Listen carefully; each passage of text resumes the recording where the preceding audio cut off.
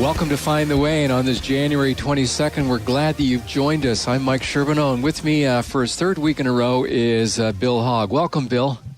Thanks, Mike. Good to be here with you yet again. I'm glad that you're here as well, and as we journey into the book of Philippians, we're dealing with this whole subject of being up. How do I stay up in the midst of a lot of negative things? And today we want to unpack a subject that talks about the importance of having healthy people in our lives, people that we can partner with. And so as we talk about that today on the program, I want you to be thinking as we enter into this whole program, who are the people that I've surrounded myself with?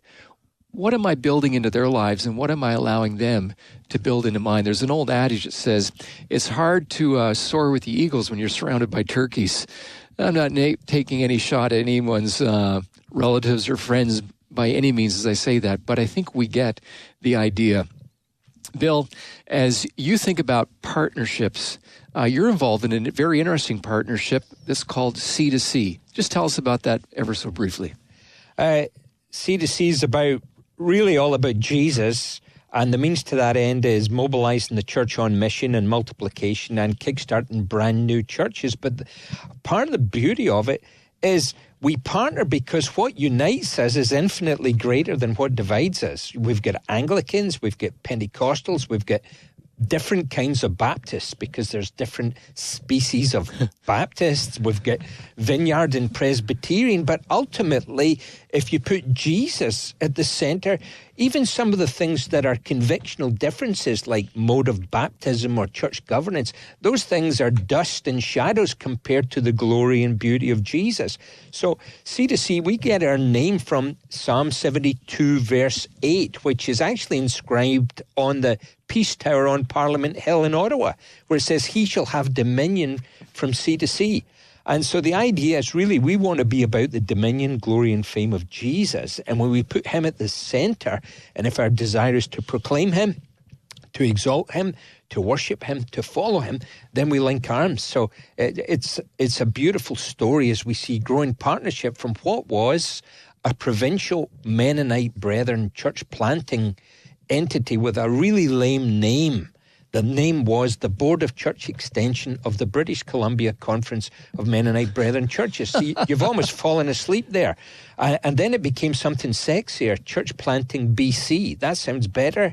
But then even a Scotsman knows you can't have Church Planting BC in Alberta or Manitoba. So we went through this journey of becoming national, becoming C2C, and becoming interdenominational. Well, Bill, what I like about that organization is that they're modeling that you can work together, you can build partnerships, and I know a lot of those people, and they've enriched my life.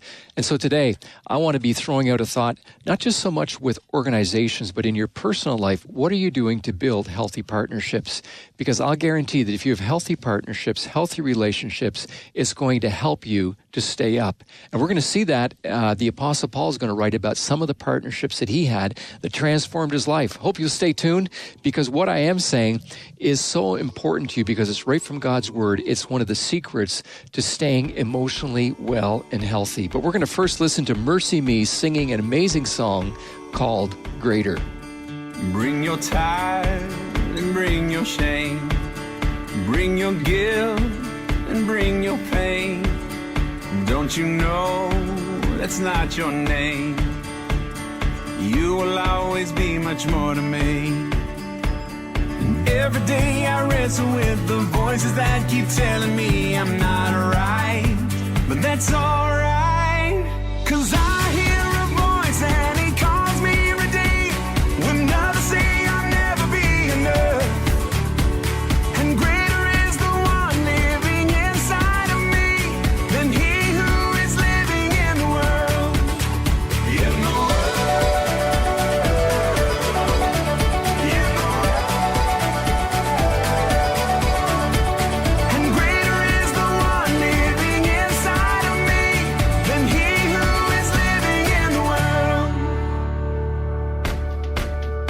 Bring your doubts, bring your fears, bring your hurt, bring your tears. There'll be no condemnation here. You are holy, righteous, and redeemed. And every time I fall, there'll be those who will call me a mistake. Well, that's okay, 'cause I hear a voice and he calls me every day. When others say I'll never be enough, and greater is the one living inside of me than he who is living in the world. In the world, in the world. And greater is the one living inside of me than he who is living in the world.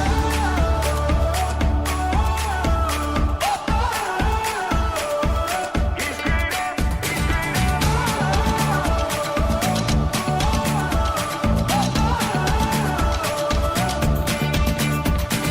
There'll be days I lose the battle, grace says, and it doesn't matter, 'cause the cross already won the war. I'm learning to run freely, understanding just how he sees me, and it makes me love him more and more. He's greater. There'll be days I lose the battle, grace says, and it doesn't matter, 'cause the cross already won the war. Well, welcome back to Find the Way. I'm Mike Sherbino. I hope you'll check us out at findtheway.faith. You know, we rely week to week on God's prompting of his people to support this ministry that is going from sea to sea, from coast to coast. So I hope that you'll become one of our regular monthly donors and supporters. We would value that so much, as I believe it's so important that we partner together to be God's presence, to present his truth to Canadians. And that's what this program is all about. As we think about that whole thing of partnership, I want to take us to the book of Philippians, as we've been there for the last 2 weeks, and especially Philippians chapter 1, we want to look at verses 3 to 5. But so many times I have seen negative people bring someone down to their level. And we know what that's like. I've also seen where I've been in a room with someone who was so positive, and it just lifts you up. In the Old Testament, there is a psalm writer, and he knew all about what it is for negative people to bring you down. But he also knew that it's very subtle, that sometimes we can miss what is happening until we find ourselves groveling in the dirt with them. And in Psalm 1, he talks about who you hang out with, that is so important. He said, "Happy is the person who does not walk in the counsel of the ungodly, stand in the way of sinners, or sit in the seat of the scornful." In other words, that writer is saying you need to be really careful as you think about who is influencing you, and how we're influenced by the things we watch, by the people we listen to, whether it's at the water cooler or whether it's on riding the SkyTrain to work. On a positive side, we find the Apostle Paul gives the positive flip when he talked about the Philippians. In verse 3, he says these words. He says, "I thank my God every time I remember you." Well, I can't say that about everybody I know. But Paul wrote, and he said, when I think about you, he's writing to the church, he said, I really thank God. In all my prayers for all of you, I always pray with joy, and here it is, because of your partnership in the gospel from the first day until now. A whole bunch of people with the Apostle Paul became partners in an eternal enterprise, and it changed their life. They had made a huge encouragement in his life. You know, encouragement is so important. I remember the author Mark Twain saying that he could go for a whole month on one word of encouragement. Now, myself, I would prefer about 3 or 4 a day. And nothing is so encouraging as when you're surrounded by people who love God and saying, hey, this is exciting. We're part of doing a greater thing. There's something powerful about being surrounded by positive people, but even more when those people speak the promises of God into your life. And what's this partnership that Paul was all about? What were they involved in doing? Well, they were sharing the good news of Jesus, and it was changing a city. You can read the story in the book of Acts chapter 16, how the city was turned upside down. Paul came there as an itinerant preacher, and lives were being changed. He ultimately was thrown in jail. He was beaten there in Philippi, and yet there was a dramatic release from prison when God allowed, I was going to say a hurricane, but he allowed... What's the word I'm looking for? Earthquake. An earthquake, Bill. You read the story, too. He allowed an earthquake. The place, you know, it was Jailhouse Rock. Maybe it's where Elvis was inspired to write that song. But there was this huge earthquake. The chains were thrown off, and Paul decided not to run for his life. He actually told the other prisoners not to. The jailer was so surprised, it just blew him away. And ultimately he said, I want what you've got. And that was Jesus. And there was a transformation. And the Christians that were there were part of that, and they were telling stories of how Jesus was changing lives, much like the pastor in downtown Montreal who opened up the doors on the first day. How many showed up at his church? 420 people became Jesus followers, and I was with him 2 or 3 weeks ago. So as I travel the country, I love to encourage people that God is at work, and maybe even Aslan is on the move in Canada. So I met him, I said, hey, I've been telling your story. Could you verify that what I'm saying is accurate? Because I knew. So he told me 20 people came to faith in Christ, but in that first year, 100. And wow. I think there's something there, Mike, about when you proclaim the simple message of Jesus and the power of the Spirit and invite people to him, God honors that. You know, it's so exciting when you're part of a team and you're involved in such an enterprise. And Paul was involved with that with these Christians. He said, hey, we're partners together. We're making a difference. Years ago, I had the privilege of speaking to the Blue Jays, their dream team back in the 90s. You know, they went on to get the 2 World Series. And I'll never forget, because I was in the dressing room and I had to speak to the Minnesota Twins, and then I prayed with them. I didn't really want the Twins to win, so that was a real, I was caught between a rock and a hard place. But I remember going in and we still had a good time with the Twins, but I went going into the Jays, and these were these guys that went on to win the World Series. I'll never forget what happened. And I saw something there, and I said, oh, this is real, because many of those Blue Jays players back then were Christ followers. And when I was done talking, they all high-fived me. I'd never been high-fived as a preacher at that point. And they all high-fived me and said, that was great, man. And then I watched them as they went out on the field. You know what happened, Bill? They did what only ball players do, but I heard things I couldn't believe. They had their arms around each other. I heard them actually say words like this: I really love you, man. I'm pulling for you. I'm going to be there. And these were some of these great superstar players. And then I thought, if only the church would talk that way all the time. Yeah. It's so inspiring. And then the last thing is they're going out the door with their baseball gloves, what only ball players do. They slap each other on the butt and say, go get him, go get him. And I thought, wouldn't that be great in church? You know, as I'm going out the door, there's Sister Mary, Sister Teresa. I got my baseball glove. I give her a little whack. She gives me a whack back. But I don't think that's supposed to happen. But Paul talked about showing some godly affection that's appropriate and well-meaning. But there was tons of encouragement, tons of energy. And when I come to the book of Philippians, what I saw in the locker room, in the Blue Jays locker room that day, pales in comparison to what was happening here in the book of Philippians, because the city was being turned upside down by these Christ followers who were just excited to show the love of Jesus. And as I think about that, you know, what initiatives I want to ask our listeners today are you taking to partner and to build godly partnerships? Maybe you've gotten turned off with the church and you've pulled back and say, I don't want to get involved anymore. And yet there's a huge need for you there. We can get so absorbed in other partnerships. We can be coaching and doing all those things in the community, and that's great. But when that's over, it's over.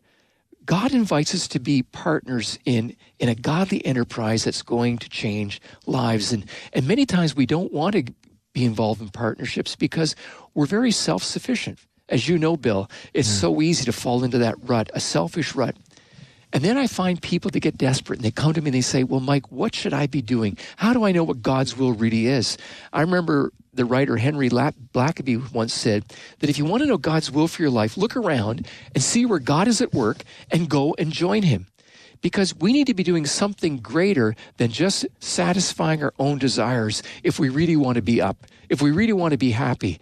And many people don't understand that what causes them to take a nosedive is because they're self-absorbed with themselves and they're not involved in doing kingdom work. And God created you and I to be involved in extending his kingdom. Partnerships are all about being on a team. And it can be powerful and explosive in a positive way because godly partnerships model the servant nature of Christ himself because it seeks to build people up as a way of demonstrating our love for Christ. They provide opportunity to be a part of a cause that will last for eternity. And you know, Bill, partners help you to get up when you have been knocked down. I wasn't planning to say this, but I'm going to go for it. You know, I'm going to do the Hail Mary. I remember a time, Bill, when I was really low, lower than a snake's belly. I had gone through a painful time in ministry, and you came along and you encouraged me. And you called me and you encouraged me to hang in there. You were slapping me on my butt with your with your Bible, with your glove. You know, you were saying the words, you were reminding me that my worth was in God, not in what people said about me. And I'm thankful for that. And, you know, because of that, I've learned to trust you. And so you might say things in a funny way, and you talk weird and all those things with that strange, you know, accent. But I know you had my back, and I'm grateful for that. And that's what partnerships is all about. I remember a great partnership I saw once when I was a part of the organization was the Billy Graham team. And Billy Graham, he's almost close to heaven, and he's waiting to go there. But older than him, 10 years older, was the main singer, an old man called George Beverly Shea. And then there was Billy Graham, and then there was his song leader, Cliff Barrows, who was 10 years younger. And I saw those guys. I was part of their organization for a while. They worked as a team. They covered each other. They encouraged each other. You know, in the times when they were low, they said, let's just keep pressing on. And so many Christians throughout the world were invigorated, were mobilized by watching those men simply because they modeled how Jesus modeled what it means to do life. They put the needs of others ahead of themselves, and they weren't self-serving. Were they perfect? By no means not. But you know what? They got the bigger picture.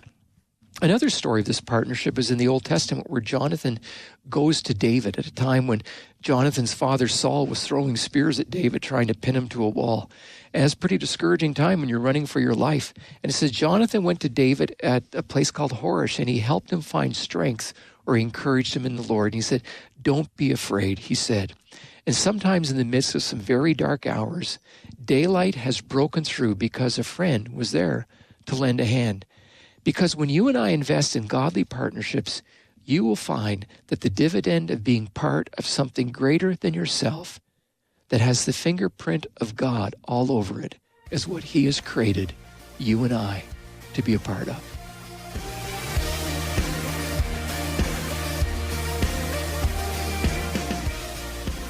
Well, welcome back to Find the Way. I'm Mike Sherbino. Delighted that you're with us today as we're talking about building godly partnerships, why it's important, how do we do it? And here to help me with that as we unpack that subject is Bill Hogg. Bill, glad you're here again. Yeah, it's good to be with you, Mike. So the whole thing of partnerships, I referenced in my talk at a low moment in my life. You came along and you were there. We'd already been cultivating a friendship, and you saw that I had been knocked down pretty hard, and you were there, and you spoke into my life, and I'm grateful for that. It doesn't mean you pick up the phone and call me every day or send me little love notes, but I know that you're there and you've spoken into my life. And as I've experienced that, maybe that's why the subject's important to me, but I kind of have this sneaking suspicion it's important to you and to a whole lot of others. I think you're right. And thanks for saying those kind things. I mean, I was thinking of those theologians, Chumbawamba, who sang, I get knocked down, but I get up again. But the fact is, sometimes we can't get up again on our own. We can't summon the stamina, the chutzpah, the mojo, and we need others. So you'd mentioned Jonathan and David, which is an intriguing, beautiful portrait of how men, and in our culture, men are aloof and isolated. We like to keep the drawbridge up rather than admit failings and vulnerability. Sometimes we don't like to be vulnerable. No. It's a sign of weakness. You know, so, I mean, south of the 49th parallel, maybe the patron saint of America is John Wayne, that rugged cowboy individualist, and that plays out in how we understand masculinity. But there, Jonathan comes alongside David at a low point in his life and strengthens him. King James Version, which I don't read anymore, says, strengthened his hand in the Lord, which simply means he encouraged him, he helped him maintain a God-centered perspective when King Saul was out for blood. I mean, David was top of the most wanted list, and I think we need that. We talked about partnership at a macro level, but we need people who will rekindle our passion. The scripture says in Proverbs, if you walk with the wise, we become wise. So you can't just kind of spill your guts to Tom, Dick, and Harry or Susie and Sally. You've got to be judicious and wise. But if we find gospel-centered relationships, mentors, people who rekindle our passion, who've got our back, it's a beautiful gift from God and enables us to navigate some of the storms and disappointments in life. So let's just talk about guys for a few minutes on this whole area. I think of younger men, why we don't want to build those partnerships. We're busy. We got stuff to do. Sometimes we're afraid that people will take our ammo and use it against us. What would you say to young guys on how to take the risk in building these partnerships, like a Jonathan and David? Well, I would say it is a risk. It's always a risk. So you bring your junk, your sin, your brokenness out and place it on the table. There's a risk. But there's also a redemptive possibility, because it says in 1 John, as we walk in the light, as he's in the light, we have fellowship one with another, and the blood of Jesus Christ, his Son, cleanses us from all unrighteousness. So the place of freedom, purity, and power. Things maintain a sinister, distorted power if we keep them in the dark. But if we open up to brothers, like I'd mentioned my friend Todd previously, and he was a guy, a grace-saturated individual I could have shared anything with, any failing, flaw, dark thought, or misdeed, and he would be non-judging. Now, did it mean he wouldn't go after me with the truth? No. I've got another mentor like that who's a financial planner in the United States, and he's an anointed, wise brother, filled with the Spirit, and he will speak the truth in love. So we need to find that, and that's a bit of a clumsy dance, Mike, isn't it? Because you can't trust everybody or let your guard down with everyone. But I think one of the things, if we don't go there, what we often fail to recognize is that if I don't have people speaking into my life, I often then pour poison on the ones that I love the most. So when I come home to my wife, to my children, I can vent on them and not know why. And sometimes they're a little overwhelmed and they don't know how to call me on that. And I've seen this in home after home where the husband, he can live as a silo, works in a silo, and he keeps everything to himself. But when he comes home, it's very, very toxic because all that stuff is building up in himself. And we need to learn to let that stuff go. My wife gave me an amazing illustration as we were driving in today before I recorded the show, and she was talking to me about a writer that she was reading this book last night, and said if you take oil and vinegar, the vinegar will go to the top on its own, and you need to get rid of that. It's the oil that brings the healing. But many times in our lives, we don't separate the two, and it's kind of a bitter mix, isn't it? Mm-hmm. It is. It certainly is, and that's why maybe the most strategic ministry in the church might be the men's ministry. Not just having breakfast at a ridiculous hour on a Saturday morning when young guys with small children can't come, and it's only old geezers who wake up at 3:30 or 4 o'clock get there. But actually a place where you can do life together and be a band of brothers. That is so vital, and yet oftentimes I will look at women who are far more drawn to that nurturing relationship, and we look on with our arms crossed from the outside saying, how do we go there? And we say, we don't want to go there, and don't let ever a tear be in my eye or me, show my emotional needs to people. And so we pull back. And maybe it requires time to get there, to have the place where the trust quotient is high enough. You're going to be vulnerable. And maybe sometimes, I've heard it said, and it's kind of true, men are more likely to disclose shoulder to shoulder than face to face. So guys have got to do stuff and share activities. But I see this even in the world of church planting with C2C. We do something, we put our church planters through a 2-year training called Church Planter School. It's the incubator. So they're being immersed in gospel theology, great missional thinking and praxis, but the big payoff, in my opinion, is it creates gospel community so that these planters who are doing the heavy lifting of starting a brand new congregation that wants to make Jesus known in a community are drawn to each other in an environment of gospel community. And so then there becomes this knee-jerk reaction. If things are tough, if things are challenging at home or in the ministry of the church, then they'll go and connect with a buddy. And I think that doesn't just play out in the rarefied atmosphere of those ninjas known as church planters, but for all of us. I want to step out on a limb a little bit today because I don't often do it on the program, but people are listening today, and there's a lot of people listening and they don't have these partnerships. So what I would want to suggest to them is they begin to pray and say, Lord, where do you want me to join up with what you're doing? I love that line. I quoted from Blackaby. He said, if you want to know God's will, it's not so much about you, but just look around and say, where's God at work, and go join him.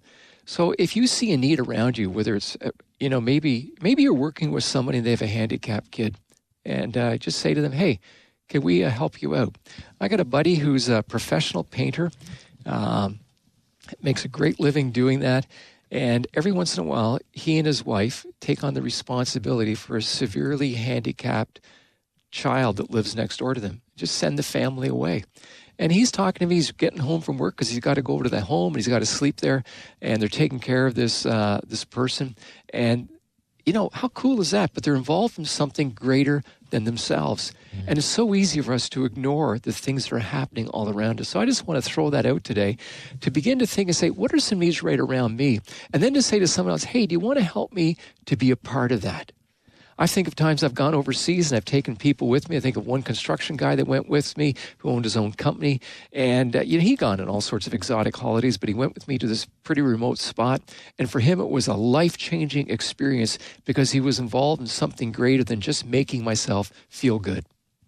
Yeah, I think taking our eyes off ourselves and focusing on the needs of others can be life-giving. And it can give us a purpose for our life far greater than just working 9 to 5, who, as the famous Dolly Parton says, ain't no way to make a living. Yeah, your favorite musician and artist, Dolly Parton. Well, I wouldn't go there, but I have hummed a few bars of her songs before. So as we begin to think about what Paul wrote, he said, because of your partnership in the gospel from this day until now, it gave him great joy. Here he's sitting in a prison cell, and he's reflecting back and saying, oh, that was a good memory. Those people were there with me. And even though he was alone in the prison cell, he knew that mentally those people were with him. He wasn't sitting there saying, nobody gives a rip about me, because people did. People did care.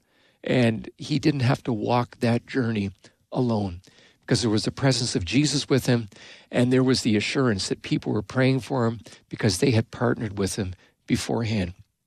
As you think about partnerships, Bill, where are you at in that whole situation yourself? Who have you brought into your life? You referred to a guy south of the border and someone else. What do you have for partners? I've got a couple of mentors, and then our team, our C2C team, is a beautiful team where I'm challenged as a Jesus follower, as a husband, as a dad, as a leader, to live more like Christ. So I've got some great friendships and some challenging friendships and life-giving and affirming friendships within the context of our team, which is fantastic. And I've got friends who, guys who tell me things I don't want to hear because they love me and tell me they've got my back, and we can share together. You've been listening to Find the Way. I'm Mike Sherbino. We're so glad you've joined us today as we've been talking about the importance of building healthy, godly partnerships into our life. May I encourage you today to be a part of something greater than yourself, to get plugged into your local church, to look for a cause in your community where you can represent Jesus well. But don't do it alone. Take someone with you, and in the midst of that, invest in that relationship. The Lone Ranger really wasn't the Lone Ranger. He always had Tonto coming to his rescue. And it's a misnomer if you think that you can do it by yourself. God has wired you and I to be a part of community. So take the first step today. As you listen to this program, it's likely Sunday morning, you haven't gone to church yet, and even though you're planning perhaps not to go to church, roll out of bed, get dressed, and head out the door and say, I'm going to be open to building some new partnerships.